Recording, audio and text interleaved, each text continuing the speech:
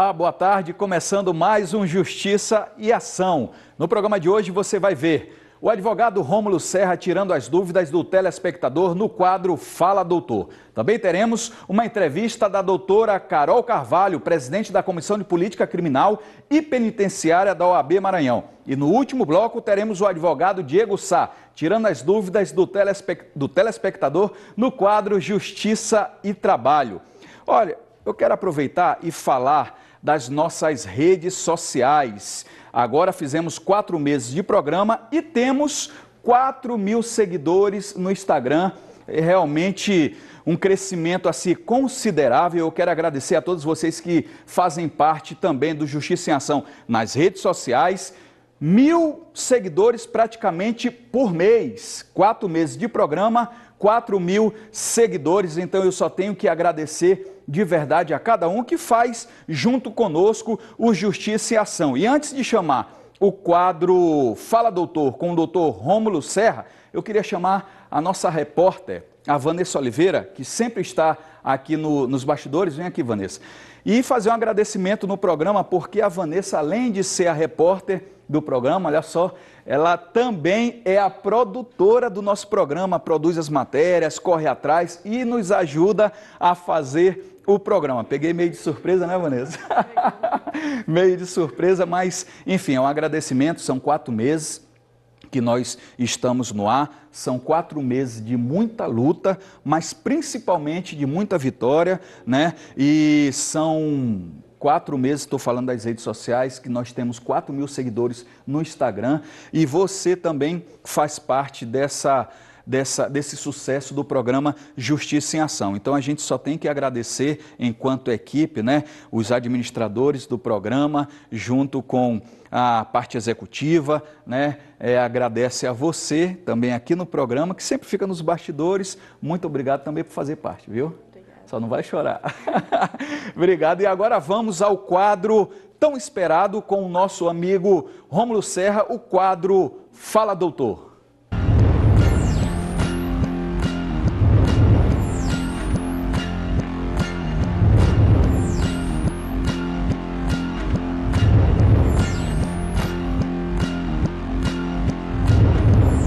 E no quadro Fala Doutor, mais uma vez eu conto com a presença do doutor Rômulo Serra. Doutor Rômulo, mais uma vez é um prazer recebê-lo aqui no nosso programa. Eu que agradeço o convite e a oportunidade de mais um sábado a gente estar presente aqui, Fidelix. Bom, a sua participação é via WhatsApp, né? Você sabe que nós disponibilizamos essa ferramenta para que você possa entrar em contato com o programa, tirar suas dúvidas e o doutor Rômulo Serra vai com certeza sanar qualquer tipo de dúvida que você possa ter. A primeira, doutor Rômulo, que chegou aqui no nosso WhatsApp, inclusive coloca na tela o número para que você possa entrar em contato a partir de agora, doutor Rômulo, respondendo às suas dúvidas via WhatsApp. Primeira pergunta é do Renato e ele diz o seguinte: posso pedir o desligamento da energia elétrica enquanto o imóvel é reformado? Bom, Fidelix, essa é uma pergunta muito simples de responder por Renato. Pode sim, Renato, você pode pedir o desligamento até para evitar qualquer tipo de ônus ou de cobrança que seja indevida. Até mesmo para evitar qualquer tipo de furto de energia que porventura possa qualquer um vizinho querer realizar no tipo da situação. É até interessante isso ocorrer em caso de reforma e de outros tipos de procedimento. Perfeito. Temos mais uma pergunta aqui, a sua participação é via WhatsApp, o telefone está na tela, mande sua dúvida. Dr. Rômulo Serra aqui no estúdio, mais uma vez, sanando qualquer tipo de pergunta, de dúvida, enfim. Essa pergunta aqui, eu acho que é uma dúvida de quase 100% da população, né, doutor? Eu sou obrigado, é a Francisca perguntando, eu sou obrigada a pagar 10% para o garçom? Eu acho que isso foi já uma pergunta, até tema do próprio programa com relação, sim, mas é uma dúvida corriqueira e quanto mais da população com relação a esse tipo de situação. Bom, Francisca, você não é obrigada a pagar qualquer tipo de bonificação no caso ao garçom a título de gorjeta. O que acontece nesse tipo de situação é que a gorjeta nada mais é do que se apresenta pelo bom atendimento que é feito pelo funcionário da casa, como uma retribuição por esse serviço realizado por ele. Mas você não é obrigado a efetivar o pagamento de 10%. Inclusive, esses 10% é uma situação que acontece muito, mas que nem isso, esses 10%, é uma coisa taxativa prevista em lei. Se você quiser dar qualquer tipo de retribuição pelo bom esse fornecimento de serviço realizado pelo empregado do estabelecimento, você pode realizar. Agora, de forma alguma, é obrigatório o pagamento desse serviço. Perfeito. Mais uma vez, lembrando, telefone na tela, a sua participação é via WhatsApp, e aí você envia a sua pergunta, doutor Rômulo Serra, estou aqui com o telefone em mãos para tirar a sua dúvida. Chegou mais uma aqui da Maria, não mandou sobrenome. Ela pergunta o seguinte: sou obrigada a aceitar o produto consertado e devolvido pela assistência técnica após 30 dias? Fidelix, esse é um tema já bastante debatido aqui no próprio programa com relação às garantias legais. Nós sabemos que, em caso de defeito ou vício na apresentação do produto, tem 30 dias para que seja reparado. Passado esses 30 dias, o consumidor tem a possibilidade daquelas hipóteses previstas no artigo 14 do Código de Defesa do Consumidor, que é o abatimento proporcional do preço, restituição do produto ou mesmo a troca dele. Nesse tipo de situação, fica ao critério do consumidor. Se ele quiser receber o produto após esse período, não há qualquer tipo de impedimento legal. Fica como se fosse uma aceitação tácita no problema. Se ele não quiser aceitar o produto, ele pode não aceitar o produto.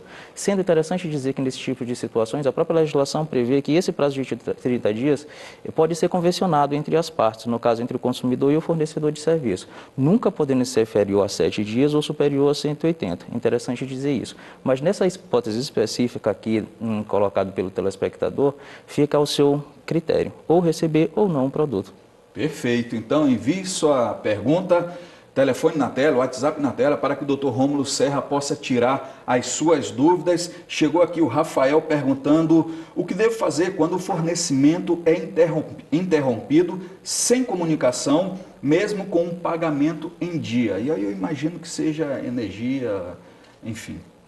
Fidelix, é interessante primeiramente dizer nesse sentido que isso aí é uma prática abusiva. Esse cometido pela concessionária de serviço público em desfavor do consumidor, tendo em vista que não há qualquer tipo de situação que autorize esse corte ou desligamento do fornecimento, que no caso seja de energia.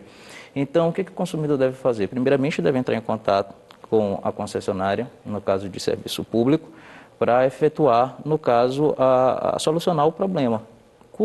Essa concessionária de serviço público ela tem um prazo de 4 horas para reativar esse serviço. A própria legislação, no que diz respeito a esses tipos de hipóteses, ela diz que o consumidor ela tem direito a um crédito a título de indenização, que pode ser o dobro do valor cobrado pelaquela taxa de religa, que é a taxa da religação do serviço, ou 20% do valor líquido da fatura subsequente à solicitação realizada. Então, além desse tipo de situação, que é uma prática abusiva, isso não inibe de forma alguma o consumidor. Caso haja qualquer tipo de outro vício ou esse problema que seja ensejador em decorrência, em virtude desse corte de fornecimento, no caso, creio, de energia, ele pode pedir sem problema nenhum a reparação. Perfeito. Bom, vamos a mais uma pergunta do telespectador via WhatsApp, na tela. Última pergunta chegando aqui para o Justiça em Ação. E, bom, ele pergunta o seguinte: o que devo... aliás, tive um problema de saúde e suspeito que foram causados pelo produto que consumi. Eu posso reclamar? O Francisco que está perguntando, doutor Rômulo. Esse Fidelix, no caso específico do Francisco, nós já falamos aqui a respeito dessa situação em outras disposições. Logicamente, se há um defeito na prestação do serviço ou do produto, no caso, a obrigatoriedade do dever de reparar. Tendo em vista esse tipo de situação, aqui nós já passamos com relação ao nexo de causalidade. Sim. Entre causa e o efeito da situação. Então, o que eu digo no caso para o Francisco ele fazer? Primeiramente, para ele procurar um atendimento médico, que possa emitir um relatório e que possa constar nesse relatório que aquele mal-estar que foi causado foi em decorrência do consumo do produto. Tem que ter a prova, que no caso é o laudo. Né? Isso, o relatório médico pode prever esse tipo de situação. Uma vez municiado dessa documentação, o Francisco ele pode procurar os meios cabíveis, que sejam os órgãos de defesa do consumidor, que no caso é o PROCON, ou mesmo o judiciário, para tentar, em virtude do procedimento, em virtude da ocorrência, né, do fato, procurar os meios cabíveis para reparar os danos que tenham lhe causado. É até interessante mesmo o Francisco conter consigo o cupom, o recibo ou a nota fiscal da compra do produto, que com isso ele pode até mesmo reaver o valor que foi dispendido por ele na compra do produto ou no fornecimento do serviço. Perfeito. Quero agradecer mais uma vez a participação do Dr. Rômulo Serra aqui no estúdio Justiça em Ação, dizer que foi realmente muito bom os esclarecimentos e saber se eu posso contar com o senhor para o próximo sábado, o próximo programa. Mais uma vez, hoje o tempo realmente foi muito corrido, né? Tentar encaixar aí o senhor aqui no programa, mas próximo sábado a gente pode, de repente, contar mais uma vez com o senhor? Pode sim, hoje o dia foi extremamente corrido, foi uma luta estar aqui ainda, mas se Deus quiser, no próximo sábado eu estaria aqui presente para tentar solucionar as dúvidas mais uma vez de telespectadores. Maravilha, vou de intervalo, na volta tem um giro do que aconteceu na Semana Jurídica aqui no Maranhão, daqui a pouquinho eu volto.